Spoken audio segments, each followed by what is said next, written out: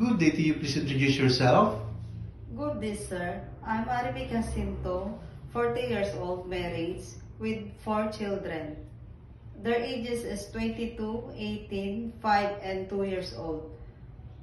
I living at Purok Dos Aravinito Silven, Isabela, and I have 2 brothers and 5 sisters.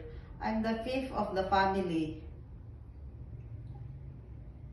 And I'm high school graduate. Okay. Can you tell me your work experience?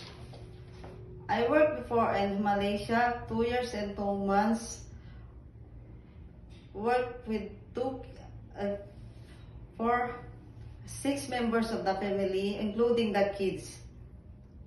My work responsibilities is taking care of the kids, and I also work household chores, cleaning, ironing, washing, and car wash.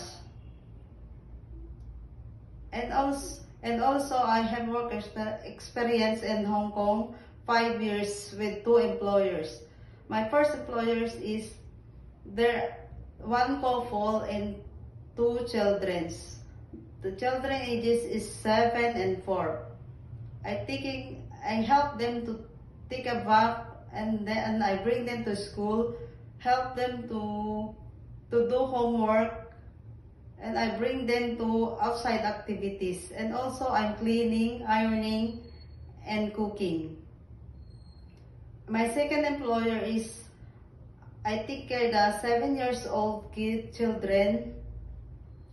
I send them to school, help her to do homework, and I bring to outside activities, playing also in the outside, and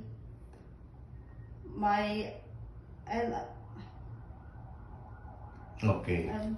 In your previous employer, how would you take care of the children, especially when sick? I always securing the children. I'm always securing the children. If the children sick, I will check the temperature. If the children sick, I call my employer. Okay. How would you describe yourself? I'm a hardworking, honest, and responsible mom. Ay, sorry pala. Okay. Do you have any tattoo? Yes, sir. To my left hands, medium size. Okay. Do you have surgery or serious sickness before? No, sir. Do you have an allergy to certain food? No, sir. Do you smoke and drink alcohol? No, sir. Why do you want to work abroad? I want to work abroad because for my children future, sir. Okay. If you get hired, who will take care of your children?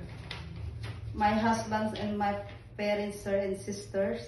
If you're homesick, what would you do? I focus to my work, and I remind to myself I did this job for my children future, sir. What time do you usually sleep and wake up when you were working? I sleep around 10 p.m. after my work is done, sir. And I wake up at 5 a.m. Okay. Are you the one who do the cooking and marketing at home? Yes, sir. Sometimes kids are super active and they tend to be out of control. How would you control your temper? I will be patient and climbing, sir. Okay. Do you accept no day off but to be paid instead by your employer? Yes, sir. When you visited the parents, relatives, and friends of your employer, will you help them do the housework there? Yes, sir. Can you promise not to lend money in Hong Kong? Yes, sir. Are you scared of dogs and cats? Not, sir. No, sir. Are you willing to share a room with kids? Yes, sir. Do you promise not to use cell phone during working hours? Yes, sir. Do you promise to finish your contract? Yes, sir. Can you cook Chinese food? Basic only, sir.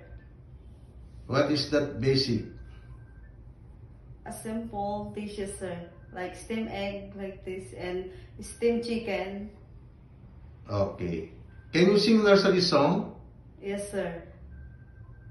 The wheels on the bus go round and round, round and round, round and round.